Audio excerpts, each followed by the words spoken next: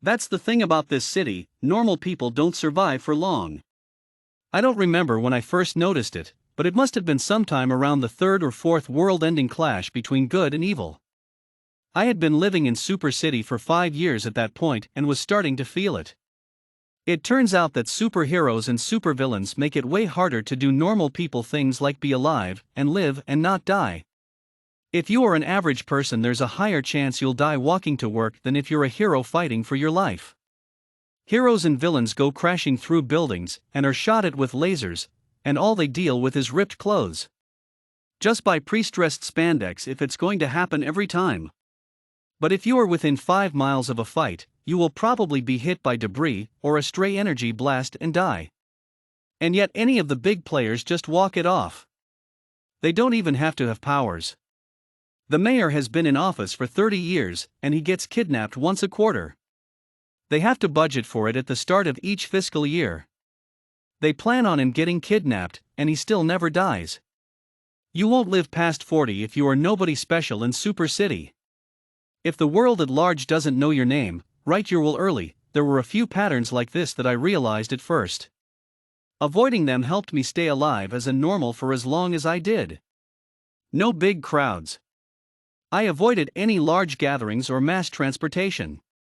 So, no galas, no ferries, no trains. I rode my bike as often as I could. When guys with super strength start using cars as weapons, they don't always check that they're empty. I'd yet to see Wonder Guy throw a 10-speed at Doom Lord, so I was safe in that regard. I avoided all sentimental moments. I didn't get engaged or achieve lifelong goals or play with my non-existent son. Nothing like that.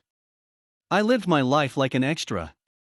You might have seen me eating at a CAF? With a woman, sure. Was it a date? Were we married? Secret affair? Who knows and who cares? I just pretended like I was in soft focus and paid in cash. Finally, and most importantly, I didn't use banks.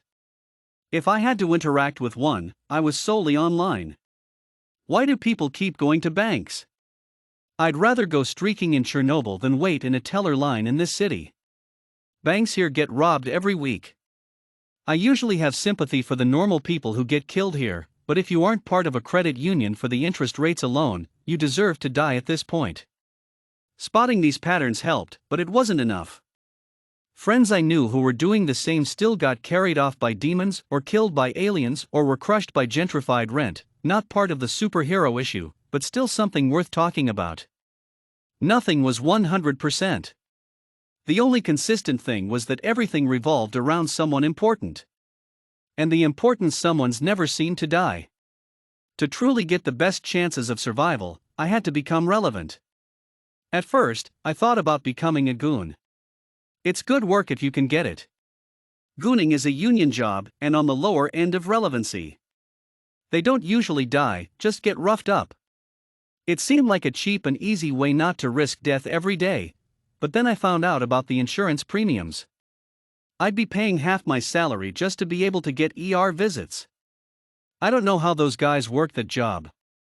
It really has to be a job you're passionate about, and I was only in it for the safety. Props to those guys. To goon is a work of heart. So, I gave up on gooning and started to look around for some martial arts training just to have some edge on any interdimensional beings I might have to fend off. I looked around the city and couldn't find a single place not reeking of plot point-based danger. The first place I visited was a boxing club that I swear had a blue/green filter permanently installed to the aura of the property. I don't know how they did it. The minute I walked in, I was greeted by two things. 1, the coach offering me a week of lessons for free, and 2, the haggard, experienced boxer pacing at the speed bag. I pointed to the older boxer in the corner. What's his deal? That's Lou. He's training. His last fight is in a couple weeks, the coach told me, and began to get out the sign-up paperwork. I glazed over during his sales pitch, because I knew that I was one answer away from walking out of there and burning the clothes I walked in wearing. Last fight? I asked. Did he bet any money on it? Him? No, the coach responded. But rumor has it that the Mancinis put a ton of money on the guy he's fighting. Don't know why they did. Last I checked, Lou was pretty tight with them. Doesn't matter anyway. I took a deep breath. Okay, so this lifelong boxer is going into his one last fight against a guy who his mob buddies bet a ton of money on? Yeah, if you want to use layman's terms. Okay, cool, I'm going to get the hell out of here. Thanks for your time. And that was it. I've seen chemical reactors with less chance of becoming the location of an origin story. I'm not going to be in the showers while Super City's next revenge arc gets started. I'm just not. But it really seemed like I might have to. Everywhere I went to learn to fight, melodrama stuck out at me. I couldn't even find a karate class where the current sensei hadn't killed his former master. Even the YMCA's instructor was the lead suspect in a hit and run before they decided not to press charges because the DA wound up dead. Cause of death? Blunt force chops. It was ridiculous. I couldn't learn to fight, gooning was out of the question. What was I going to become? I couldn't seem to get anywhere in this city without running into what clearly traced back to some significant person's life story. The worst part was, no one else seemed to think it was weird. It was like no one had read a book in their life. I mean, why would they? Enough stuff goes down in this city to keep you occupied for life, however cut short it might be. No one felt like the 4 nuclear power plants were just a little glitch? No one felt like the constant conquests for world domination were maybe a little derivative. No one else could see it, not regular people, not the villains, not even the superheroes. Only I could. When I realized that, I found my ticket out of the regular person rat race. I had to become a hero myself. A hero above the heroes. A man who can see above these constant, unending stories. I became a meta man. That was a couple years ago.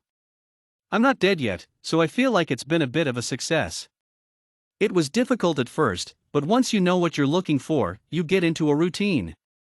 I usually check out all the local orphanages once or twice a week. Lots of heroes start off there. It's uncanny. But by finding the ones that can blast holes in the ceiling, I save the city a lot of money, and give the next generation of power pals a head start. I just sort of carry a lot of locks with me now. Most of the time when people end up getting powers can be avoided if someone just locked the door. So, whenever I see a biohazard label, I just slap on a padlock. Some days are harder than others, I'll admit. Sometimes I wake up and everything is a shade darker, and I overhear the 1 PG-13 allowed fuck. I know that means Gritty Reboot is in town, and I'll have to tread a little more carefully. A hero's moral compass is about to be tested, and when the conscience of someone who can level city blocks with their mind gets twisted into a knot, it usually ends up poorly for renters. So, I keep tabs on those quandaries for them. I have a lot of Cant downloaded onto my Kindle, and we usually just go from there. It's a pretty good gig. I have a great chance of not dying, and all the big heroes know me, so even if I die, they'll probably come up with something to bring me back. I've got a good thing going. My name is Billy Bright. I go by Metaman most of the time. My powers are a BA in English and having watched all the episodes of Mystery Science Theater 3000. I'm an after-school tutor in Super City by day, and its greatest protector by night.